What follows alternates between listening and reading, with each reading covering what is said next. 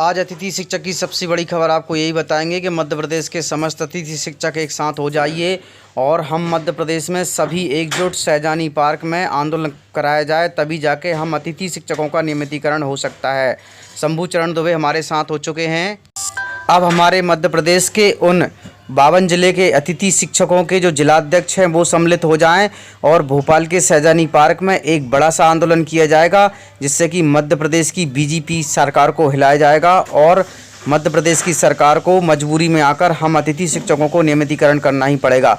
इस तरह से आपको बता देते हैं कि कैबिनेट में शिवराज सिंह चौहान और विश्वास सारंग जी और कई ऐसे अन्य मंत्री हैं, आज इस सोच में पड़ गए हैं कि अतिथि शिक्षकों का नियमितीकरण किया जाए या नहीं किया जाए। विश्वास सारंग जी ने भी कहा था कि अतिथि शिक्षकों का मुद्दा उठाना चाहिए। जिस तरह से उन्होंने जब सत्ता में नहीं थे उन्होंने बात करी थी, कमलनाथ जी आईफा अवार्ड जीत रहे हैं, अतिथि शिक्षक आज बेरोजगार हैं। इस तरह से इस बात पे आज वो भी विचार कर रहे हैं कि अतिथि शिक्षकों का नियमितीकरण किया जाना चाहिए। और श्री शिवराज सिंह चौहान ने भी एक सभा में कहा था कि अतिथि शिक्षक अभी तक नियमित नहीं हुए जब कमलनाथ की सरकार थी। तो अब बता देते हैं कि अब वर्तमान में शिवराज सिंह चौहान की सरकार है, तो फिर अतिथि शिक्षकों का नियमितीकरण क्यों नहीं कर रही है। जिस पर मध्य प्रदेश का अतिथि शिक्षकों का गुस्सा फूटा हुआ है और आज मध्य प्रदेश का अतिथि शिक्षक एक साथ एकजुट हो चुका है। इस तरह से बहुत जल्द ही अतिथि शिक्षकों का एक बहुत बड़ा धरना प्रदर्शन आंदोलन किया जाएगा। और इसमें आपको बता देते हैं कि मध्य प्रदेश में जहां पर कोरोना फैल रहे हैं वहां पर लोग इस तरह के नियम कायदे कानून ला रहे हैं, धारा 144 ला रहे हैं, इस कारण से लोगों के धरना ना रहें। और इस तरह से आपको बता दें कि बंगाल में जहाँ पे चुनाव है वहाँ पे कोई कोरोना नहीं है, यानी कि जहाँ पे यदि कोई चुनाव का कार्यक्रम चल रहा है वहाँ कोरोना नहीं है। इस तरह से राजनीति आप समझ जाइए, इस तरह से मध्य प्रदेश की सरकार हमारे लिए कितना बेवकूफ़ और कितना पागल बना रही है। इसलिए मध्य प्रदेश के सभी अतिथि शिक्षकों एक साथ हो जाओ। और कोरोना के नाम पर इन्होंने एक बड़ा फैसला लेकर हम लोगों को परेशान किया है और कोरोना नाम की ऐसी कोई चीज़ नहीं है, जबकि आपको बता देते हैं ये साबित हो चुका है। और आज कोरोना के बारे में पूरी डिटेल भी आपको अंत तक वीडियो को देखें बिना इसका, तो चलिए पूरा वीडियो देखते हैं। प्रदेश के स्कूलों में 7,000 से अधिक अतिथि शिक्षकों की होगी भर्ती। आपको बता देते हैं कि इसमें भ्रमित ना रहें। वर्ग 1 और 2 में जो क्वालिफाइड हुए हैं वो अतिथि शिक्षकों की बात चल रही है। 7,000 अतिथि शिक्षकों की भर्ती की जाएगी। इसके लिए लोक शिक्षण संचालनालय ने फैसला लिया है कि जय श्री किएवत ने संभागीय संयुक्त संचालक और जिला शिक्षाधिकारी, खंड शिक्षाधिकारियों, शासकीय के प्राचार्यों को इस संबंध में जल्द कार्रवाई करने के निर्देश दिए हैं। वहीं आपको बता देते हैं कि कोरोना संक्रमण के मामले में फिर एक बार तेज़ी से बढ़ रहे हैं, जिसके कारण स्कूलों को बंद करने पर कगार पर हैं। इस तरह से फ़िलहाल में आपको बता देते हैं कि स्कूलों को बंद रखा गया है। वहीं आपको बता देते हैं कि कोरोना के बढ़ते हुए कारण के से 1 अप्रैल के प्रदेश के स्कूलों को खोले जाने की संभावना जताई जा रही है। वहीं आपको बता देते हैं कि हमारे स्कूल शिक्षा विभाग इंदर सिंह परमार जी ने चर्चा करते हुए कहा है कि कोई भी क्लास को जनरल प्रमोशन नहीं दिया जाएगा और ना ही हमारी सरकार ने जनरल प्रमोशन देने की बात कही है। वहीं आपको बता देते हैं कि सभी की परीक्षा होगी और परीक्षा होने के पश्चात ही उनको पास किया जाएगा। वहीं आपको बता देते हैं कि 9वीं और 11वीं की जो परीक्षाएं हैं उनके जनरल प्रमोशन नहीं दिए जाएंगे। इंदर सिंह परमार जी ने कहा है कि उनकी तैयारी भी कर ली गई है। इस प्रकार कोई भी हमारी सरकार ने ना जनरल प्रमोशन देगी और ना कोई विचार करेगी। प्रमोशन वाली बात आ रही है, इस विषय में आपका क्या कहना है? पिछले 1 साल से कोरोना के कारण से हमारे 1 से 8वीं तक के स्कूल बंद थे, लेकिन हमने दिसंबर से ही 9वीं और 12वीं तक की कक्षाएँ प्रारंभ कर दी थी। 10वीं और 12वीं की कक्षाएँ की परीक्षाएं बोर्ड के द्वारा संचालित होती है, उनकी परीक्षा समय पर होगी।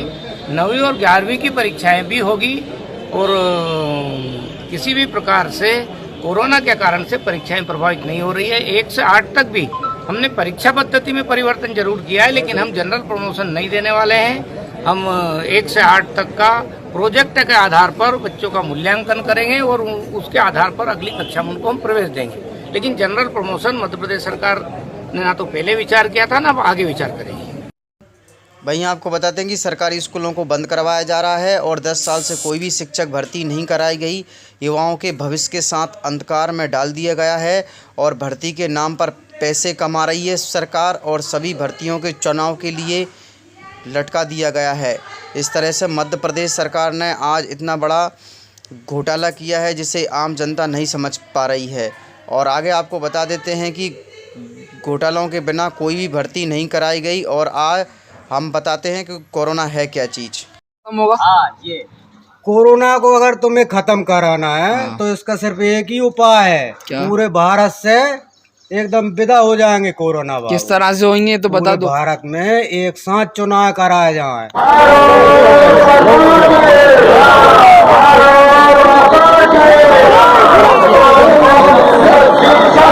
अच्छा, देखिए बंगाल में चुनाव हो रहा है, कोरोना की हिम्मत नहीं है कि हम भूल कर भी कदम रख दे। ये बात सही यहाँ है। पे आंदोलन कर रहा है किसान दिल्ली बॉर्डर पे। दिल्ली में कोरोना बाबू घूम रहा है लेकिन आंदोलन में नहीं जा सकते क्योंकि उनकी भी कुछ सीमा है, ऐसी जगह पर नहीं जाते। किसकी सीमा है? मध्य प्रदेश में अब जैसे संडे के दिन लॉकडाउन लगा है, हाँ, तो इस दिन कोरोना आ सकते हैं क्योंकि सभी पता है कि सरकारी कामकाज बंद रहते हैं। हाँ, बाकी 6 दिन नहीं आ सकते, रात में आ सकते हैं, दिन में परमिशन नहीं दी क्योंकि जहाँ पे बीजेपी की सरकार है। अब जहाँ पे कांग्रेस की सरकार है वहाँ पे कोरोना के लिए अलग रूल बनाए गए हैं, तो कोरोना भी सरकारों के रूलों को फॉलो करता है। अच्छा, इसे पूरी तरह गायब करना है तो पूरे भारत में एक साथ चुनाव करवा दिए जाए। तुम्हें किसी वैक्सीन की ज़रूरत नहीं है, कोई खर्चा करने की ज़रूरत नहीं है। मतलब अगर एक साथ चुनाव करा देंगे तो कोरोना चले जाएगा ना? बिल्कुल, भारत से गोल हो जाएगा। चुनाव में जाता ही नहीं है भूल के। बंगाल में देख लीजिए आप, जहाँ जहाँ चुनाव है वहाँ देख लीजिए। बिहार में चुनाव हुए, वहाँ गया कोरोना? नहीं गया ना। तो ये चुनाव होते हैं उन रैलियों से डरता है, हमें मालूम पड़ गया। इसकी यही नब्ज है जो हमने पकड़ ली। आंदोलनों से बहुत डरता है कोरोना। अच्छा, हाँ, चलिए ठीक है।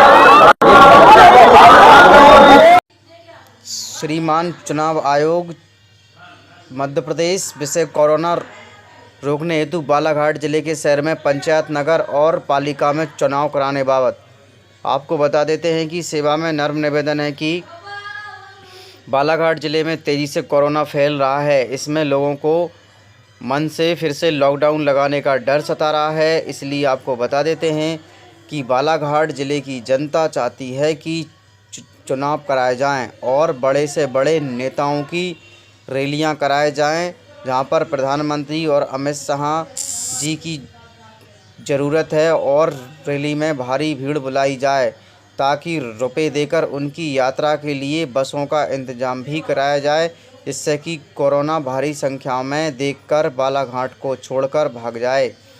और इसी को लेकर आपको बता देते हैं कि भारत सरकार इस तरह के प्रयास और प्रयोग कई चुनाव में कर चुकी है और इसका ताज़ा उदाहरण बंगाल विधानसभा के चुनाव में देखा जा सकता है।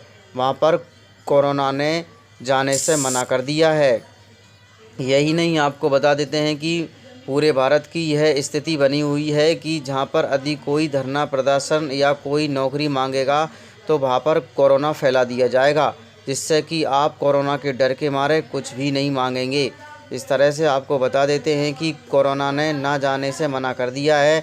अतः श्रीमान जी से निवेदन है कि अति शीघ्र चुनाव कराने की मांग करी है और जिससे हम राहत की सांस ले सकें। 23/3/2021 आवेदक एक नागरिक बालाघाट। आपको बता देते हैं कि जहां पर यदि चुनाव किए जाएंगे वहां पर कोई भी कोरोना नहीं फैलेगा, जैसे कि आप देख सकते हैं। यहाँ आपको दिखाई दे रहा होगा कोई कोरोना नहीं है।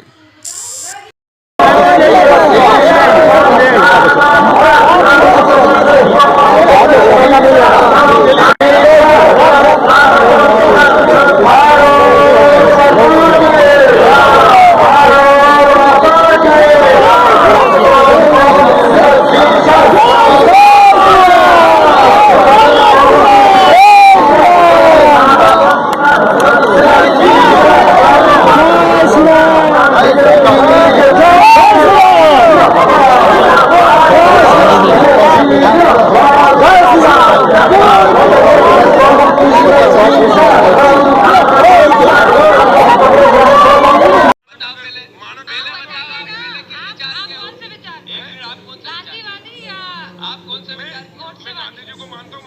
नेता थे, राष्ट्रवादी विचार। देश का देशद्रोही है कि नहीं है? देखिए, उनका हत्यारा देशद्रोही है कि नहीं है, ये बताओ। मेरी बात सुनो। नाथूराम गोडसे देशद्रोही है कि नहीं है, ये बताओ। है या नहीं है, हाँ या ना? अच्छा जवाब तो देने दीजिए, जवाब दो। जवाब देने। कमल जी जो नहीं होता कमल जी बताइए ना भाई। जनार्दन है, आप सरकार हो। गांधी- बताओ नाथूराम गोडसे को मुर्दाबाद बोलो, अगर आप गांधी जी को मानते हो तो। अरे भैया। बोलो नाथूराम गोडसे को मुर्दाबाद बोलो। तो नाथूराम गोडसे की पूजा करने वालों को अरे कांग्रेस नाथूराम को कराया गोडसे तुमने को पहले। मुर्दाबाद क्यों नहीं बोल सकते? मैं बोलता हूँ नाथूराम गोडसे मुर्दाबाद, बोल के बताओ। अरे सुनो यार, अरे बोल के अरे बताओ। मेरी बात सुनो। नहीं, पहले नाथूराम गोडसे मुर्दाबाद बोलो। हाँ बोलो। महात्मा गांधी जिंदाबाद। नाथूराम गोडसे मुर्दाबाद पर नाथूराम गोडसे को तो बहुत लोग मुर्दाबाद कहते हैं, आपको कहने में क्या समझ में आ गई इनके दिमाग के अंदर की विकृति। जिंदाबाद कहने वाले को आप पार्टी में ला दिमाग रहे की हैं। विकृति समझ में आ गई आपको?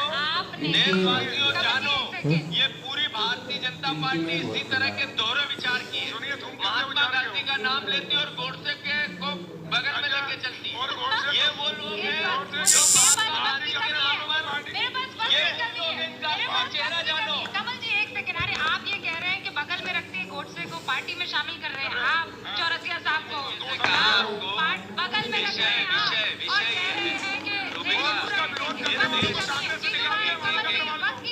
गंभीर विषय है। मेरे पास बहुत गंभीर है, कैसे नहीं कर सकते? वक्त की कमी है, मुझे आप दोनों का शुक्रिया करना पड़ेगा, वरना जनता आप लोगों की इस बहस को देख नहीं पाएगी, सुन नहीं पाएगी। बहुत बहुत शुक्रिया, आप लोगों के साथ बहस करने का आनंद आया। गोडसे का उसको निकाल दिया माना कमलनाथ ने पार्टी से। पहले पर आपने जिंदाबाद तो मुर्दाबाद नहीं, बोलो। आपने जिंदाबाद मुर्दाबाद कुछ तो ना बोला, आप बोल के बात खत्म कर दीजिए। नाथूराम गोडसे मुर्दाबाद बोलो। गोडसे मुर्दाबाद, नाथूराम गोडसे मुर्दाबाद, बात खत्म कर दीजिए।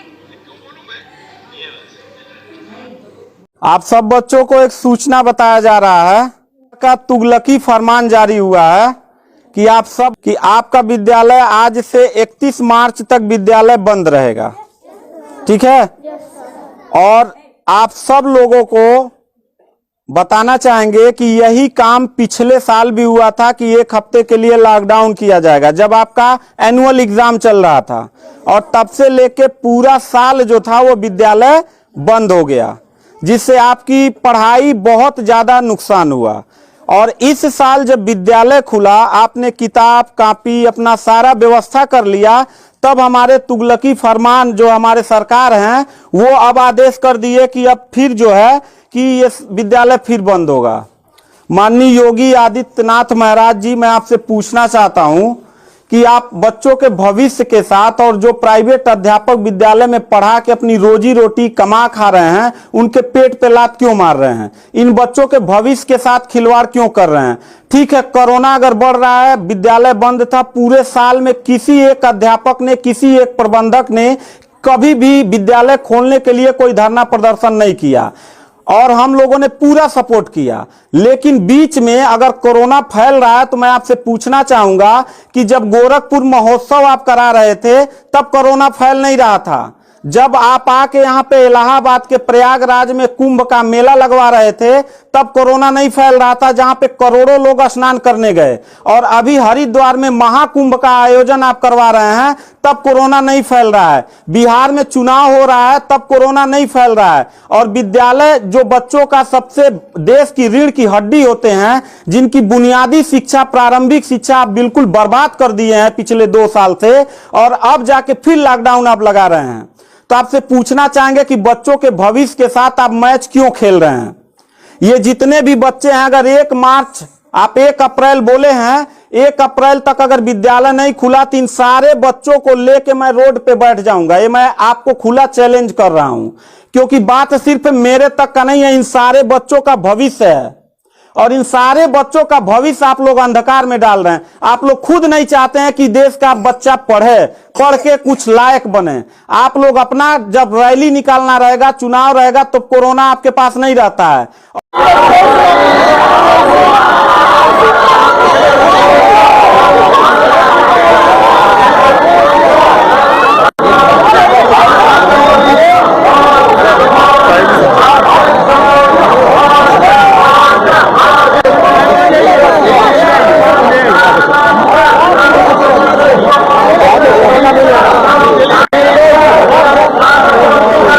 भारत